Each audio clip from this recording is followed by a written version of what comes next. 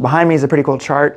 This chart is based off the works of a guy named James Ussher, who lived in the mid 1500s. And what he did is he took the genealogies of the Bible and he used some time posts in history that they were sure about, like the life of King Nebuchadnezzar, who was the king of Babylon, who Daniel's friends that were thrown into the fiery furnace. That was the king that threw him into the fiery furnace. They took his life because the Babylonians did a pretty good job of recording history, and so it's generally agreed upon when King Nebuchadnezzar lived.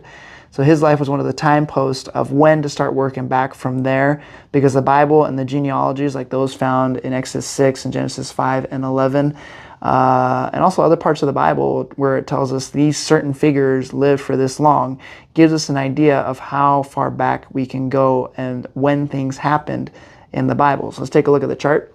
We have, King Nebuchadnezzar living here, and so we can work back from there. Like we know when the kings of Israel and Judah reigned and how long they reigned for, how long Saul, David, and Solomon lived for. Like you can go further back, Joshua and Moses, how long they lived for and around when they were born, because it talks about their relatives above them. And then you got Jacob, Isaac, and Abraham, of course, how long they lived for. And we know around when they lived because we have their ancestors as well above them and how long they lived for as well. And then that puts things like the flood, if we follow the genealogies of the Bible, and there's no gaps in between the genealogies, around 2300 BC. And then you can keep going further. You got Shem, you got Noah, you got Enoch, you got Adam and Eve.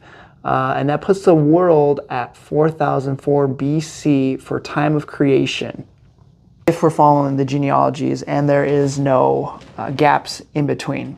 And the cool thing about this chart is that it also shows things outside the Bible and when things were being established as well. For example, it shows you like China, when China really got going, shortly after the flood there, boom. And then you got Japan, Indo-German tribes there in Europe, Persia, Greece, and then when Rome really got going here in 1204 BC. And so it shows other things that are going on in the world, including stuff in front of that, like the crucifixion of Jesus and stuff like that. I'm not trying to sell a chart or anything.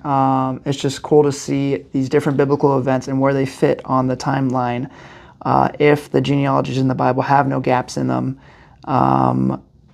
then that would put the world right now at about 6,000 years old. I know there's a bunch of argument for that too, evolution, but if we were following the genealogies only plus some historical markers too, just pretty cool, and just want to share.